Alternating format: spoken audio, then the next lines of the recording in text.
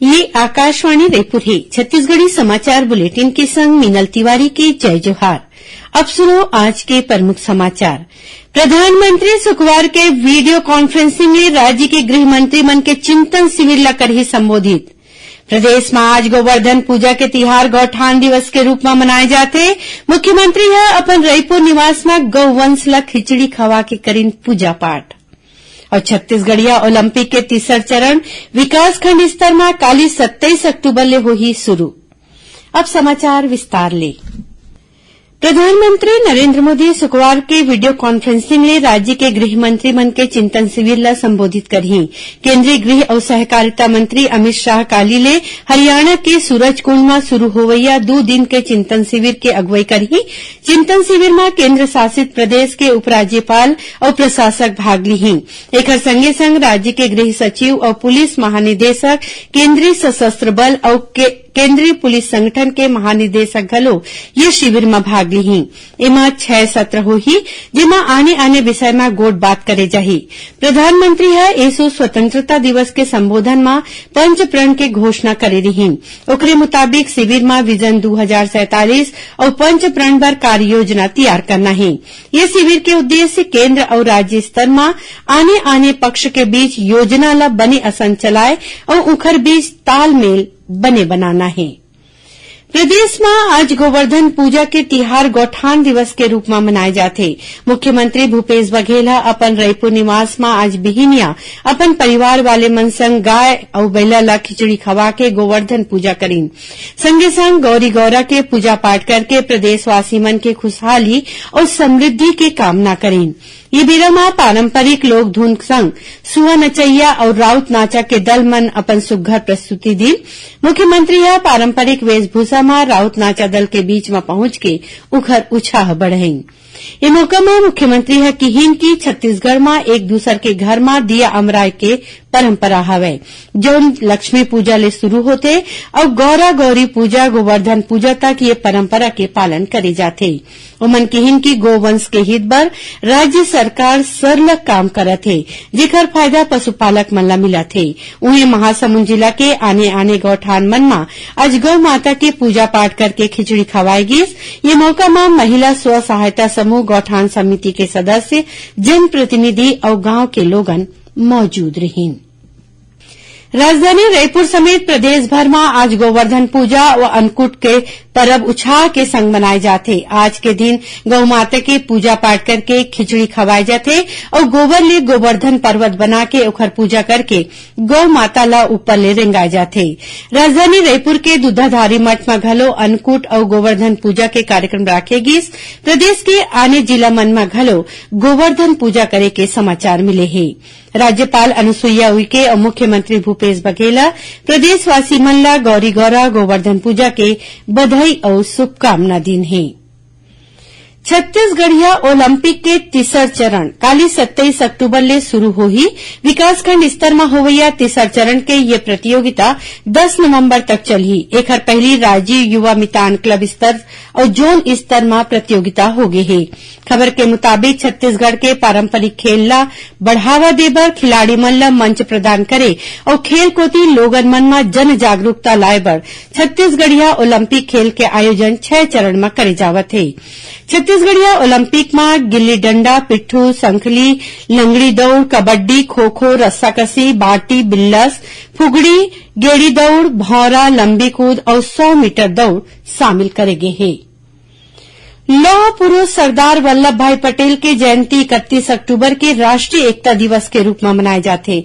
ये बेरमा प्रदेश में कतकोन कार्यक्रम होही, जेमा 29 ले 31 अक्टूबर तक दुर्ग भिलाई में अर्धसैनिक बल, बीएसएफ, एसएसबी, सीआईएसएफ, एनसीसी और खेल मंत्रालय कोती ले कतकोन कार्यक्रम करे जाही। संगे संग साइकिल रैली, फटफटी रैली और पैदल मार्च के संग सांस्कृतिक कार्यक्रम खलो होही। खबर के मुताबिक सरदार वल्लभ भाई पटेल 565 विरासत के विलय करके भारत ला एक राष्ट्र बनाए रहीन। एला देखत बछर 2014 ले उखर जन्मदिन ला राष्ट्रीय एकता दिवस के रूप में मनाए जाते। छत्तीसगढ़ी समाचार बुलेटिन आप मन आकाशवाणी रायपुर ले सुनत हव। अब आगू बढ़न बाँचे समाचार कोती। भारत ह अपन नागरिक मन ला तुरते यूक्रेन छोड़े बर कहे हे। यूक्रेन के कीव में भारतीय दूतावास ह परामर्श में कहे हे कि भारतीय नागरिक सीमा तक पहुंचे बर दूतावास ले सहायता ले सकत हे। भारतीय दूतावास ले फोन नंबर 380-933-559958, 380-6359-1788-1 और 380-678-745945 में संपर्क कर सकते हैं। भारतीय नागरिक जरूरी जानकारी लेबर भारतीय दूतावास के वेबसाइट देख सकत हे। ओमन रोमानिया, पोलैंड, हंगरी और स्लोवाकिया ले भारतीय दूतावास ले जुड़ सकत हे। बस्तर में पर्यटन के क्षेत्र में नवा संभावना जुड़े है। ईस्ट कोस्ट रेलवे के वॉलंटियर रेल मंडल ले किरंदुल विशाखापट्टनम स्पेशल ट्रेन के संग विस्ता डोम कोच ला जोड़े जाते। पहले ये कोच ला आंध्र प्रदेश के अरकू स्टेशन तक चलाए जात रही से एला बढ़ा के अब किरंदुल तक कर दे गए है। ये कोच के लगे ले पर्यटक मन ला बस्तर तक आए में मुश्किल नहीं होही और ये कोच ले टूरिज्म के बढ़वार बस्तर तक हो जही। विस्ता डोम कोच के डिब्बा के कतकों हिस्सा आर पार दिखैया पारदर्शी कांच के बने हैं। 180 डिग्री में घुमैया कुर्सी है और बड़े खिड़की दरवाजा ले ये कोच में सफर लग्जरी ट्रेन असन लागथे। जांजगीर चांपा के बहेराडी के किसान स्कूल में ये बखत गुरु घासीदास विश्वविद्यालय बिलासपुर के 15 झीन विद्यार्थी ग्रामीण प्रौद्योगिकी संघ खेती किसानी के 18 ठिन आने विषय में प्रशिक्षण लेवत थे। 5 दिन तक चलैया ये शिविर में पर्यावरण और मानव स्वास्थ्य में रासायनिक खातू के नुकसान और जैविक कृषि के जरूरत ये संबंध में जानकारी दे जावत थे। उन्हें पशु आहार, माटी परीक्षण, खाद्य प्रसंस्करण, साग भाजी, नर्सरी प्रबंधन और किसानी ले जुड़े आने विषय में घलो प्रशिक्षण दे जावत है। मनेन्द्रगढ़ विधानसभा क्षेत्र के पूर्व विधायक दीपक पटेल के काली निधन हो गए। ओमन कई दिन ले बीमार रहीन। उखर इलाज चिरमिरी के सामुदायिक स्वास्थ्य केंद्र में चलत रही से श्री पटेल भाजपा संगठन में आने पद में रहीन। छत्तीसगढ़ विधानसभा में सबले बने विधायक के रूप में श्री पटेल ला सम्मानित करे गे रहीस। उखर निधन में मुख्यमंत्री भूपेश बघेल, विधानसभा अध्यक्ष डॉक्टर चरणदास महंत, प्रदेश भाजपा अध्यक्ष अरुण साव समेत भाजपा के बड़का नेता और कार्यकर्ता मन हा अपन श्रद्धांजलि दिन है। रायपुर जिला में डेंगू के मामला सरलग बढ़त जात है। एला देखा स्वास्थ्य विभाग बचाव बर जरूरी कदम उठावत है। जिला में काली 49 झीन डेंगू के मरीज के चिन्हारी करे गए है। एमा शहर के 30 और तीर तखार के गांव के 19 झीन शामिल हैं। मुख्य चिकित्सा और स्वास्थ्य अधिकारी डॉक्टर मिथिलेश चौधरी है बताइन कि स्थिति ला नियंत्रण में करे बर स्वास्थ्य विभाग के कई ठन टीम बनाए गए है जो आने क्षेत्र में जाके लोगन ला इलाज बर जागरूक करत है। उमन अपील करीन कि तीर तखार में पानी जमा झन होवन दा और बुखार आए में तुरते तीर के स्वास्थ्य केंद्र में जाके डॉक्टर ले इलाज करावो। और अब थोरकुन समाचार सार में विश्व प्रसिद्ध गंगोत्री धाम के कपाट और अन्नकूट परम में वैदिक मंत्रोच्चारण और अनुष्ठान के संग बंद कर देगी। केदारनाथ धाम और यमुनोत्री के कपाट काली ले बंद होही।